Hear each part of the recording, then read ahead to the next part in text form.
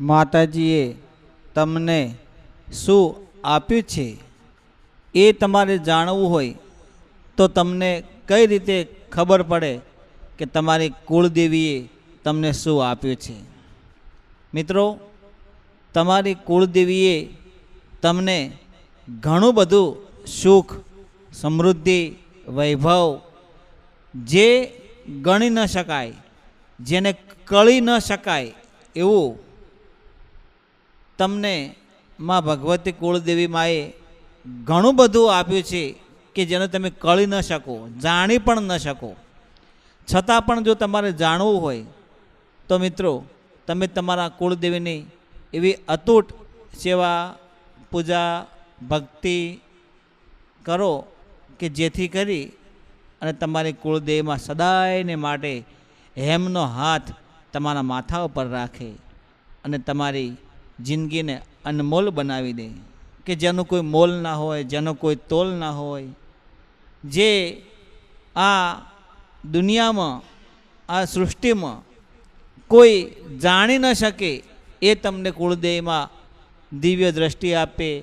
તમે કંઈ પણ વસ્તુને પ્રાપ્ત કરવા માટે માની કૃપા હોય તો કંઈ પણ વસ્તુને પ્રાપ્ત કરવા માટે તમે સમર્થ બની શકો અને કોઈ પણ કાર્યમાં તમને સફળતા મળે એવી તમારી કુળદેવીમાં તમને ઘણું બધું આપ્યું છે, પણ તમે એને જાણો.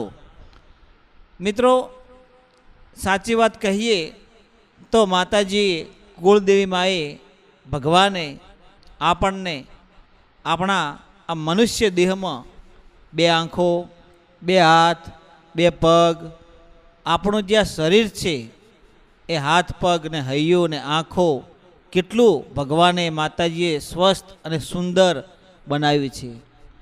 તો મિત્રો, તમે ખાલી વિચાર કરો, માત્ર તમે એક જ વિચાર કરો કે જેણે ભગવાન માતાજી આંખ ન હોય એને શું વીતતું હશે? એને શું શરીર પર કંઈ એની ખામી નહીં હોય? કોઈને કદાચ પગ નહીં હોય, કોઈ કારણોવશ કદાચ હાથ પગને કોઈ નુકસાન થયું હોય તો એની વેદનાને તમે સમજો. કોઈ અપંગ હોય, કોઈ બોલી ન શકતું હોય, કોઈ સાંભળી ન શકતું હોય, કોઈ જોઈ ન શકતું હોય, એની વેદનાને તમે સમજો.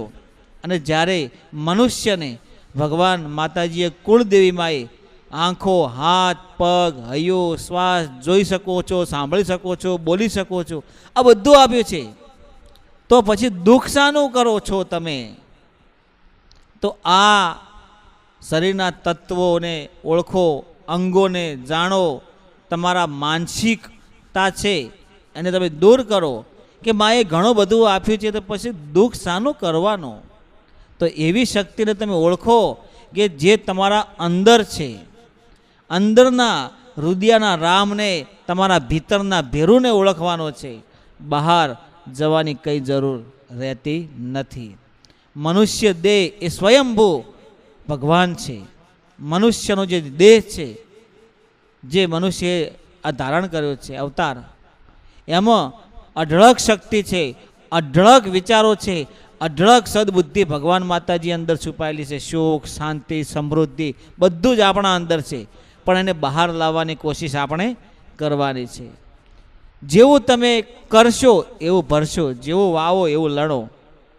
જો તમે એક જ વિચાર કરશો કે થશે થશે ને થશે તો કોઈ પણ કાર્ય થઈ જાય, પણ જો તમે કોઈ પણ વસ્તુ કે હવે નહીં થાય, શું કરું, આ બધું આવું જો તમે કરશો તો એ કાર્યમાં તમને સફળતા નહીં મળે.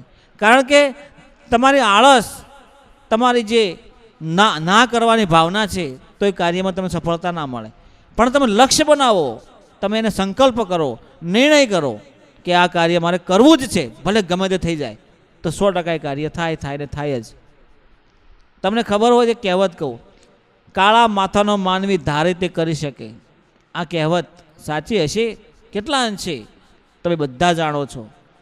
મિત્રો, કહેવાનો અર્થ એ છે કે માએ, ભગવાને આપણને એટલો અઢળક વસ્તુ આપી છે.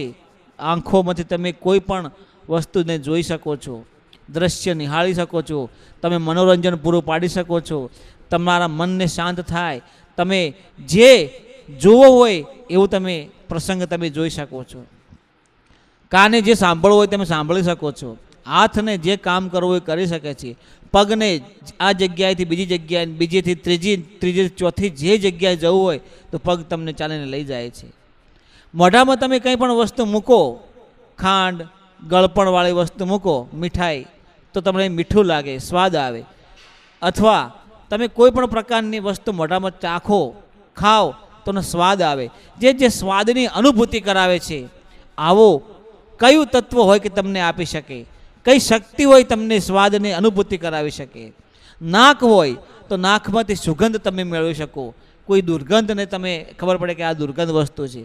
આવા જે આપણા શરીરમાં જે તત્વો છુપાયેલા છે, જે શક્તિઓ છુપાયેલી છે, આ કોણ છે અને ક્યાંથી આવેલું છે, તમને સમજણ કઈ રીતે પડે છે કે આ દુર્ગંધ છે, આ સુગંધ છે, આ મીઠાઈ છે, આ કડવું છે, આ ખારું છે, આ કોણ ઓળખાવે છે? આંખોથી તમે કલર જોઈ શકો છો, આંખોથી તમે કોઈ પણ પ્રકારની વસ્તુને તમે ઓળખી શકો છો, કાનેથી સંભળાય તો તમે એને સંભાળી શકો છો કે આ વસ્તુ વાગી, આનો રણકાર થયો, આની ધ્વનિ થઈ. તો આ બધી અલૌકિક શક્તિઓ આપણા અંદર છપાયેલી છે, છુપાયેલી. તો તમે એને ઓળખો. આટલું તો તમને ભગવાન માતાજીએ આપ્યું છે, પછી બીજું શું માગ કરો છો? તમે વહેલા ઊભા થાવ એટલે ભગવાન માતાજીનો ઉપકાર માનો કે હે માં, તે જે આપ્યું એ મારા માટે બહુ ઘણું છે, પણ મને એવી સદબુદ્ધિ આપજે, એવા સારા કાર્યો કરાવજે, ધર્મથી ઢુકડા અને પાપથી વેગળા રખાવજે, અને સદાયને માટે બીજાનું ભલું થાય. આપણું તો થાય જ, પણ બીજાનું ભલું થાય એવા કાર્યો કરાવજે માં.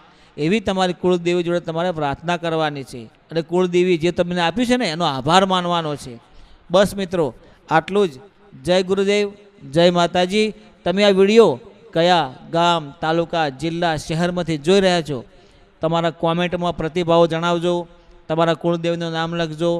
મિત્રો, આપ તમામના સાથ સહયોગને સપોર્ટથી આપણી ચેનલમાં 1 લાખ સબસ્ક્રાઈબર પૂરા થઈ ગયા છે. તો આપ તમામ મિત્રોનો હું દિલથી હાર્દિક ખૂબ આભાર વ્યક્ત કરું છું. અને મિત્રો, આવો ને આવો પ્રેમ સપોર્ટ કરતા રહેજો. તમારા આશીર્વાદથી માતાજીના મંદિરનું નવનિર્માણ અમે કર્યું છે. માતાજીનું મંદિર બનાવાય છે, મંદિરનું કામ ચાલુ છે. સાથે સાથે ગુરુદેવના પણ મંદિરનું કામ ચાલુ છે.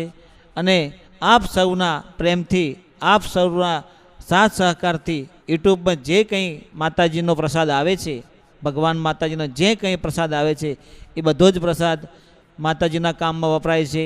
અને અમે જે કંઈ મહેનત મજૂરી કરીએ છીએ એ માતાજીના કાર્યોમાં વાપરીએ છીએ. અમે પણ અને અમારા બીજા સાથી મિત્રો પણ થોડા ઘણો સહયોગ, મદદ કરીને માતાજીનું મંદિરનું કામ આગળ વધવા માટે મદદ અને કોશિશ કરે છે. અને મંદિરનું કામ હવે ટૂંક સમયમાં પૂર્ણ થશે. ત્યારબાદ પ્રતિષ્ઠા અને અથાશક્તિ ભજન, સંતવાણી, ગરબા, કંઈ નાનકડું એવું જે થશે તે માતાજીના ગુણગાન કરીશું, સેવા પૂજા કરીશું. આપ સૌનો સાથ સહયોગ અને મદદ કરતા રહેજો, એટલી હું વિનંતી કરું છું.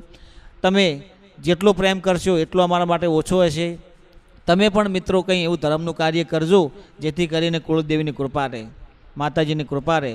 તમારા ઘરના સદાયને માટે ધન દોલતના ભંડાર ભર્યા રહે એવી કુળદેવીમાંની કૃપા તમારા ઉપર થાય. તમારા બાળકો સારી રીતે ભણી ગણીને હોશિયાર થાય, તમારામાં સકારાત્મક પોઝિટિવ વિચારો આવે, તમે સારું કાર્ય કરો એવી હું ગુરુદેવને અને માતાજીની પ્રાર્થના જરૂર ચોક્કસ કરીશ. તો મિત્રો, જય ગુરુદેવ, જય માતા.